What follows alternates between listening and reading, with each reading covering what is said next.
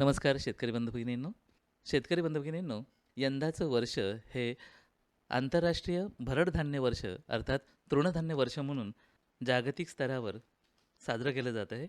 या अंतर्गत भारतातल्या कृषी विद्यापीठांनी सुद्धा असे उपक्रम राबवले आहेत. आज आपण खास करून बोलणार आहोत ते महाराष्ट्रातल्या अतिशय नामांकित विद्यापीठाविषयी डॉक्टर बाळासाहेब सावंत कोकण कृषी विद्यापीठाच्या आंतरराष्ट्रीय भरड धान्य वर्षानिमित्तचे उपक्रम काय आहेत आणि यासाठी आज आपण भेटणार आहोत प्रोफेसर डॉक्टर प्रमोद सावंत सरांना. डॉक्टर सावंत सर हे या विद्यापीठाचे विस्तार शिक्षण संचालक आहेत. मी सरांचं स्वागत करतो. नमस्कार डॉक्टर साहेब. नमस्कार. डॉक्टर साहेब, आंतरराष्ट्रीय भरडधान्य वर्ष 2023 हे साजरं करायचं आपल्या जागतिक पातळीवर होणार आहे. पण भारतात असे उपक्रम करावेत यासाठी माननीय पंतप्रधानांनी विद्यापीठांना सुद्धा विनंती केलेली आहे. ह्या माननीय पंतप्रधानांच्या उपक्रमांमधून विद्यापीठाचे संकल्प काय आहेत? जसं आत्ता आपण म्हणालात की माननीय पंतप्रधान महोदयांनी जगासमोर हा प्रस्ताव मांडला, जगाने त्याला मान्यता दिली आणि संयुक्त राष्ट्रसंघाने 2023 हे वर्ष आंतरराष्ट्रीय भरडधान्य वर्ष म्हणून जाहीर केलं. आणि मग नुसतं जाहीर करून होणार नाही, तर त्याचा प्रचार आणि प्रसार होणं महत्त्वाचं आहे. मग त्याची जबाबदारी विविध संस्थांवर दिली गेली. जसं आपण आता म्हणालात, आम्ही कृषी विद्यापीठ म्हणून आम्हालाही काही त्यासाठी भारतीय कृषी अनुसंधान परिषद असेल, महाराष्ट्राचं कृषी आयुक्तालय असेल किंवा आमचं महाराष्ट्र कृषी शिक्षण आणि संशोधन परिषद असेल, तर यामार्फत विद्यापीठातून याचा प्रचार आणि प्रसार व्हावा यासाठी काही रूपरेषा आखायला सांगितली होती. त्याप्रमाणे आम्ही संपूर्ण वर्षाचा आराखडा तयार केलेला आहे की प्रत्येक महिन्यामध्ये आमची विविध महाविद्यालये आहेत, कृषी तंत्र विद्यालये आहेत, आमची कृषी विज्ञान केंद्र आहेत, संशोधन केंद्र आहेत, यांच्यामार्फत या भरडधान्यांचा प्रचार आणि प्रसार होण्यासाठी जनजागृती मोहीम आखायची आहे. त्याचप्रमाणे काही प्रात्यक्षिकं घेता येतील, या भरडधान्यांपासून प्रक्रियायुक्त पदार्थ तयार करता येतील, अशा प्रकारच्या संकल्पना आम्ही घेऊन विविध कार्यक्रम आखत आहोत. आणि त्याची सुरुवात आम्ही 1 जानेवारीला सिल्लोड औरंगाबादमध्ये एक कृषी महोत्सव साजरा केला गेला, सिल्लोड कृषी महोत्सव. त्या महोत्सवापासून आम्ही सुरुवात केली. त्या ठिकाणी आम्ही जे प्रदर्शन मांडलं होतं त्यामध्ये खास दालन, एक भरडधान्यांवर खास दालन आम्ही त्या ठिकाणी मांडलं होतं, ज्याच्यामधून ही जी विविध भरडधान्ये आहेत त्या भरडधान्यांचं आरोग्यातील महत्त्व, शेतकऱ्यांनी त्यासाठी लागवड करावी, त्यासाठी विद्यापीठाने विकसित केलेल्या जाती, विद्यापीठाने काही भरडधान्यांपासून प्रक्रियायुक्त पदार्थ तयार केले आहेत, त्याचे सुद्धा नमुने आम्ही या प्रदर्शनात मांडले होते. आणि त्यानंतर अनेक प्रदर्शनं झाली. रायगडमध्ये 2 कृषी महोत्सव झाले. त्याचप्रमाणे गावागावांमध्ये जी कृषी प्रदर्शनं होत आहेत त्या ठिकाणी सुद्धा आम्ही सहभागी होऊन या प्रकारे करत आहोत. त्यानंतर आमची आणखीन एक स्ट्रेंथ आहे आमचे विद्यार्थी. तर आमच्या विद्यार्थ्यांच्या मार्फत आम्ही एक माहितीपट 7 मिनिटाचा तयार केला की ज्याच्यामधून ही भरडधान्य, त्याची लागवड कशी करावी आणि त्याचं आहारातलं महत्त्व काय आहे हे सांगण्याचा संदेश विद्यार्थ्यांनी आमच्या दिला.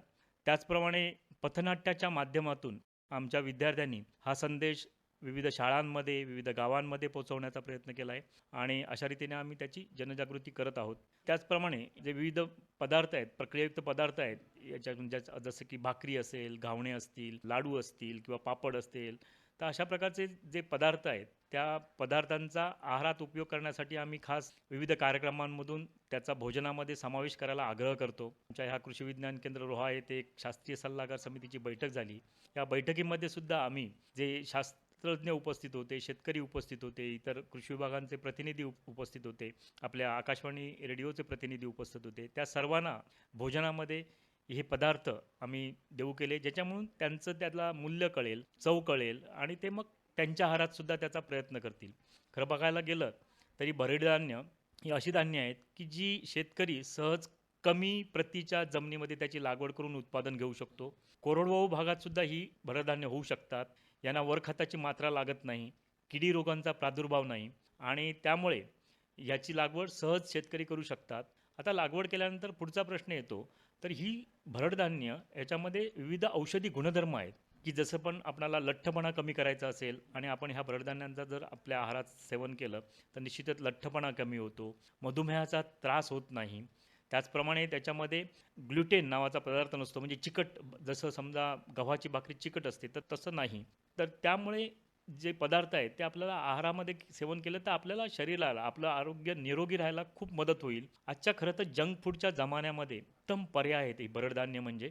की जसं की आत्ता बर्गर खाल्ला जातो, पिझ्झा खाल्ला जातो, तो खरं तर आपल्याला आपल्या आरोग्याला हानिकारकच आहे तसा तर, म्हणजे दुष्परिणाम होत असतात. परंतु ही जर आपण भरड धान्यांचे भाकरी असेल किंवा त्याचं घावणे असतील, लाडू असतील, चकल्या असतील, पापड असेल, असे जर पदार्थ आपण त्या आहारात आपण त्यांचा समावेश केला, तर निश्चितच आपलं आरोग्य सुधारायला मदत होईल आणि लाँग टर्ममध्ये म्हणजे दीर्घकाळपर्यंत ह्याचा जर आपण उपयोग केला, तर निश्चितच आपल्या प्रकृतीवर त्याचा चांगला परिणाम होईल. आता जसं म्हटलं, की याचे पदार्थ तयार करण्यासाठी विद्यापीठ प्रशिक्षण देत आहे, विविध संस्था प्रशिक्षण देत आहेत. यामधून आत्ताच नुकतंच महाराष्ट्र राज्याचे मुख्यमंत्री माननीय एकनाथराव शिंदे सरांनी या महाराष्ट्र मिलेट मिशन म्हणून या कार्यक्रमाचा शुभारंभ केला. या शुभारंभाच्या वेळी विविध जिल्ह्यांमधून विविध बचत गटांचे प्रतिनिधी त्या ठिकाणी आले होते, की ज्यांनी हा प्रक्रियायुक्त पदार्थ भरडधान्यापासून प्रक्रियायुक्त पदार्थ तर करून त्या ठिकाणी सादर केले होते. मला एक आश्चर्य त्या ठिकाणी दिसलं, की वेगवेगळ्या प्रकारच्या फार्मर्स प्रोड्युसर्स ऑर्गनायझेशन्स किंवा कंपन्या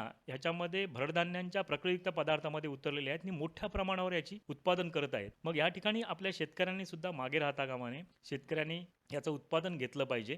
त्या उत्पादनावर प्रक्रिया केली पाहिजे आणि हे प्रक्रियायुक्त पदार्थ घरात त्यांच्या स्वतःच्या आहारात वापरले पाहिजे. शाळेत मुलं जात असतील तर त्यांच्या डब्यामध्ये ते दिले पाहिजेत आणि याचा हळूहळू प्रचार आणि प्रसार केला पाहिजे. कारण की हे अत्यंत पौष्टिक आहेत, चवदार आहेत. फक्त काही वेळा त्याचा रंग असतो, तो थोडासा गडद असल्यामुळे नाखुश असतात. परंतु एकदा का तोंडावर चव त्यांना मिळाली, तर निश्चितच ह्याचं वापर होत राहील आणि त्या दृष्टीने आपण सगळं म्हणजे विद्यापीठ फार जोरात प्रयत्न करत आहेत. विविध मेळाव्यांमधून, विविध उपक्रमांमधून याचा प्रचार आणि प्रसार करत आहे.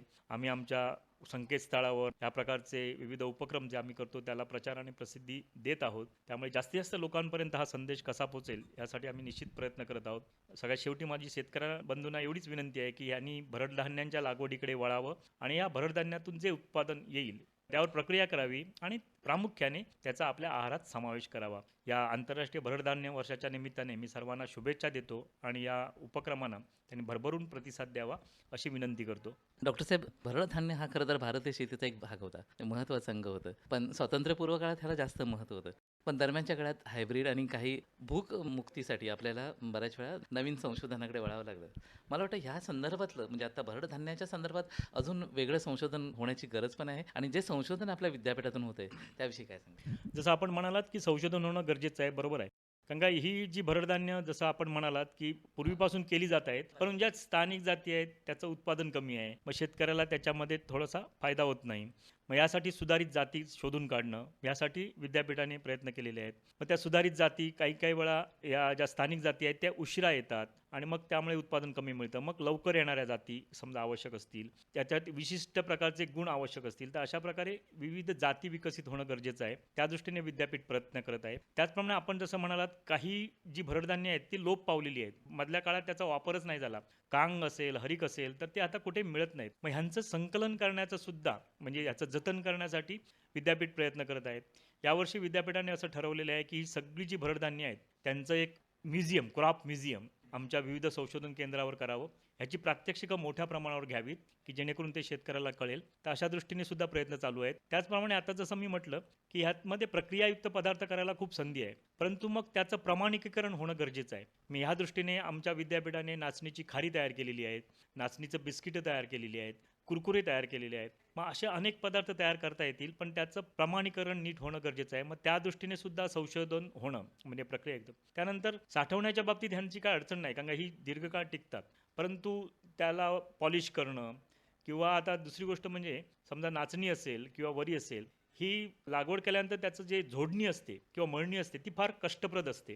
मग त्या दृष्टीने विद्यापीठाने सुद्धा एक मळणी आणि सडणी यंत्र विकसित केलेलं आहे. आत्ता नुकतंच त्याचं ते आमच्या संयुक्त कृषी संशोधन समितीमध्ये त्याला मान्यता मिळालेली आहे. मग ह्याचं सुद्धा शेतकऱ्यांच्या शेतावर मोठ्या प्रमाणावर प्रात्यक्षिकं व्हायला पाहिजेत. त्या दृष्टीने सुद्धा प्रयत्न आहेत आणि अशा प्रकारचं म्हणजे कष्ट कमी करण्यासाठी अवजारं विकसित करणं, जाती विकसित करणं, लागवड पद्धती विकसित करणं, किती अंतरावर लावावीत, कुठल्या प्रदेशात लावावीत, ह्या दृष्टीने सुद्धा विद्यापीठ प्रयत्न करत आहे आणि त्या दृष्टीने आमच्या ज्या संशोधनाची जी नियोजन समिती असते त्यामध्ये याचा अंतर्भाव केलेला आहे आणि पुढच्या काळात म्हणजे त्या खरीप हंगामापासून यावर कार्य सुरू होणार आहे. सर, भरडधान्य अतिशय पौष्टिक आहेत आणि शेतकऱ्यांनी त्याची लागवड करणं आवश्यक आहे. शेतकऱ्यांची एक महत्त्वाची समस्या असते ती म्हणजे त्याचं मार्केटिंग कुठं करणार आणि बऱ्याच वेळा आपल्याकडे या समस्या येत असतील तर त्याविषयी शेतकऱ्यांना काय मार्गदर्शन कराल? की जसं म्हटलं की शेतकऱ्यांनी मार्केटिंग करण्यासाठी आता ही जर छोट्या प्रमाणावर शेतकऱ्यांनी जर तयार केलं म्हणजे झाले त्यांच्याकडे कमी उत्पादन निघालं तर त्याला मार्केट मिळत नाही. मग अशा ठिकाणी एकत्र येतील समजा शेतकरी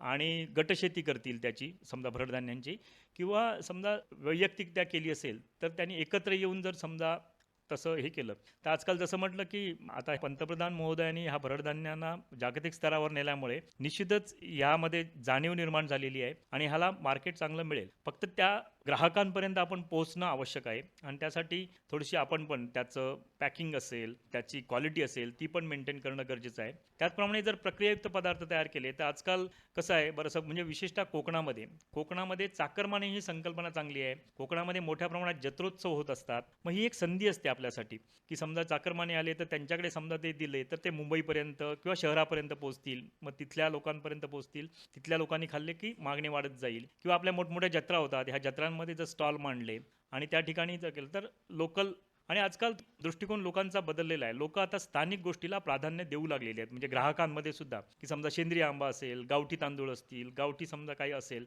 एखादा पदार्थ तर त्याला थोडीशी आता फक्त आपण तिथपर्यंत नीट पोचणं म्हणजे जे शेतकरी आहेत त्यांनी पोचणं गरजेचं आहे.